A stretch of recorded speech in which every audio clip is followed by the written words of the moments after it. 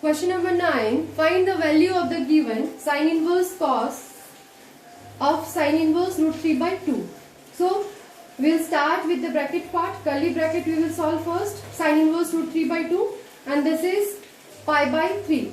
And then cos of pi by 3. This is 1 by 2. And then finally sin inverse 1 by 2 is pi by 6. Pi by 6 is 30 degree. So, answer is B, 30 degree. Now question number 10. If f is a function from R to R where fx equals to sin x, then fx is, options are bijective, second option surjective, and third option neither on1 nor on2. So from the arrow diagram only we can understand when we are taking x value 0, sin 0 is 0. When we are taking x value pi, sin pi is again 0. So this is not 1, 1. Similarly for on2, we can see, we know that sine function range is -1 to 1. But in the second set R, you can see so many elements are there which have no pre-images in the first set R.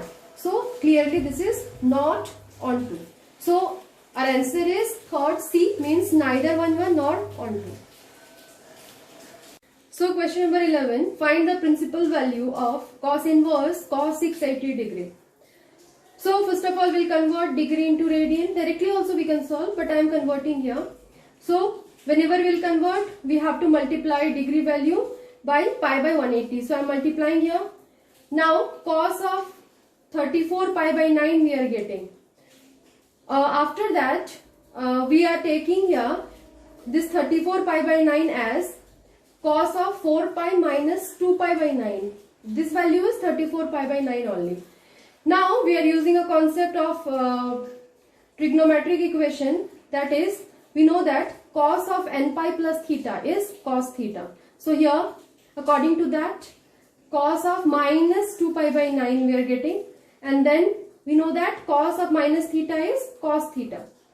So cos of 2 pi by 9, and then finally we are using here property of inverse trigonometric function, that is cos inverse cos x equals to x when x belongs to 0 to pi in closed interval. So finally according to that we can write 2 pi by 9, and in degree if we will convert, so we are getting 40 degree.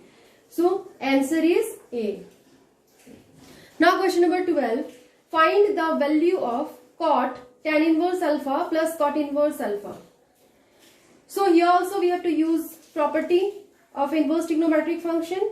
The property is tan inverse x plus cot inverse x is equal to pi by 2. So in place of x, alpha is there in the question. So we'll apply tan inverse alpha plus cot inverse alpha equals to pi by 2. And cot pi by 2, we know that it is 0.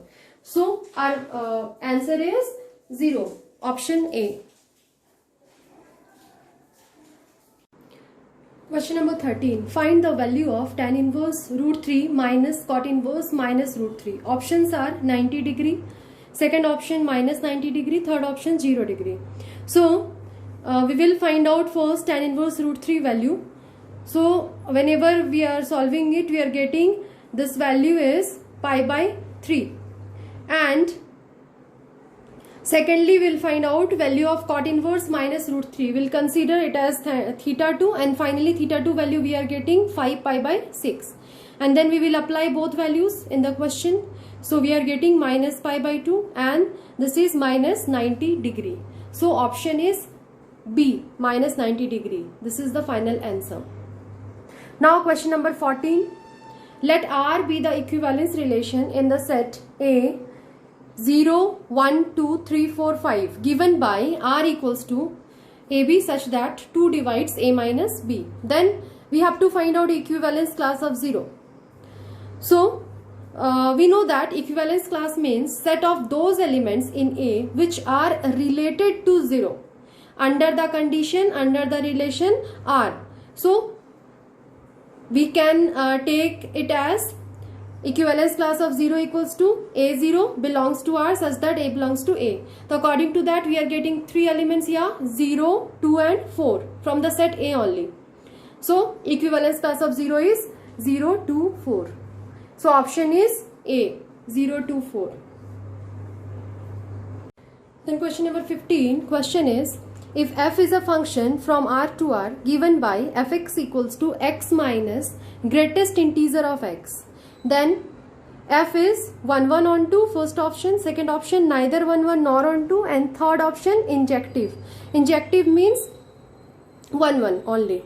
So we'll start here. Fx is x minus greatest integer of x, and here function is given from all real numbers to all real numbers. So when we are taking x1 equals to 1, so fx1 we are getting here 0, and when we are taking x2 equals to 2, then also we are getting fx2, that is 0. Here x1 not equals to x2, but fx1 equals to fx2. So this is not 1 1, this is many 1.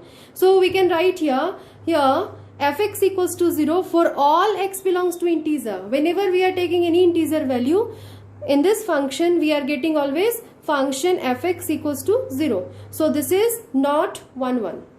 Now on to we'll check. So here we can see range of the given function is right hand open interval 0 to 1, and this is not equals to codomain f, because codomain f is all real numbers.